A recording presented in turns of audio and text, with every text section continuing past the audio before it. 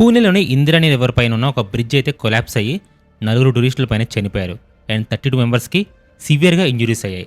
అసలు ఏం జరిగిందంటే పూణేలో మోస్ట్ టూరిస్ట్ విజిటెడ్ ప్లేస్ అయిన కుందమాల ఏరియా ఒకటి ఉంది.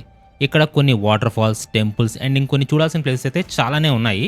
సో అవి చూడాలంటే మెయిన్గా అందరూ కూడా మాన్సూన్ టైంలోనే విజిట్ అవుతారు. ఎందుకంటే ఈ టైంలోనే ఆ ప్లేస్ చూడడానికి చాలా బ్యూటిఫుల్గా ఉంటుంది. అలా అక్కడ కొన్ని వందల మంది టూరిస్ట్ ఆ ప్లేస్లో ఉన్న నేచర్ని చూసి ఎంజాయ్ చేస్తున్నారు.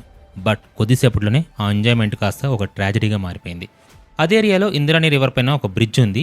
ఇది బిల్డ్ చేసి దాదాపు ఒక 30 years పైన అవుతుంది. అండ్ రీసెంట్గా ఈ బ్రిడ్జ్ని తిరిగి రీబిల్డ్ చేయడానికి కొన్ని రోజులు క్లోజ్ చేశారు. ఆ ఏరియాకి ఎక్కువ మంది టూరిస్ట్ రావడంతో ఒకవేళ ఆ బ్రిడ్జ్ పై నుంచి వెళ్ళాలి అంటే ఓన్లీ బై వాక్ మాత్రమే వెళ్ళాలి. అది కూడా ఓవర్ క్రౌడ్ ఉండకూడదు. అండ్ 2 wheelers లాంటివి అస్సలు యూజ్ చేయకూడదని అక్కడ వార్నింగ్ బోర్డు అయితే పెట్టారు. బట్ అక్కడ ఉండే టూరిస్ట్ ఆ వార్నింగ్స్ అన్ని ఇగ్నోర్ చేశారు.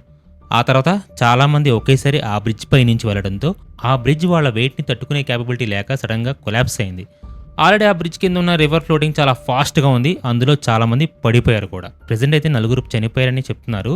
అండ్ ఇంకొంతమంది ఆ రివర్ ఫ్లోటింగ్తో పాటు వెళ్ళిపోవడంతో మిస్ అయ్యారంట. రిమైనింగ్ వాళ్ళలో 32 మెంబర్స్ వరకు సివియర్గా ఇంజురీస్ అయితే అయ్యాయి. అందులో 6 మెంబర్స్ చాలా క్రిటికల్ సిచ్యువేషన్లో ఉన్నారు. ఈ ఇన్సిడెంట్ నిన్న అరౌండ్ 2 PM టైంలో జరిగింది. సండే కాబట్టి అక్కడ క్రౌడ్ ఎక్కువయ్యి ఈ ఇష్యూ అయితే జరిగింది. సీఎం ఆఫ్ మహారాష్ట్ర దేవేంద్ర గారు చనిపోయిన ఫ్యామిలీస్కి 5 lakhs కాంపన్సేషన్ అనౌన్స్ చేశారు. యాక్చువల్లీ ఇక్కడ మిస్టేక్ టూరిస్ట్దా లేక అక్కడ ఆ ఏరియాని మెయింటైన్ చేసే వాళ్ళదా అంటే ఆ ఏరియాని మెయింటైన్ చేసే వాళ్ళదే మిస్టేక్ అని చెప్పొచ్చు. ఎందుకంటే అక్కడ చాలామంది వస్తారు, వాళ్ళు ఆ ప్లేసెస్ని చూడటం, ఎంజాయ్ చేయడంలో బిజీగా ఉంటారు. కానీ ఈ బోర్డ్స్ని ఎవరు అబ్జర్వ్ చేయరు. అలా కాకుండా అక్కడ సెక్యూరిటీ పర్సన్స్ ఎవరైనా ఉండి వాళ్ళని అటువైపుకి వెళ్లకుండా గైడ్ చేసి ఉంటే ఈరోజు ఈ సిచ్యువేషన్ జరిగేది కాదు. సో మళ్ళీ ఇలాంటివి రిపీట్ చేయకుండా రూల్స్ అండ్ రిస్ట్రిక్షన్ని తీసుకొస్తారని కోరుకుందాం.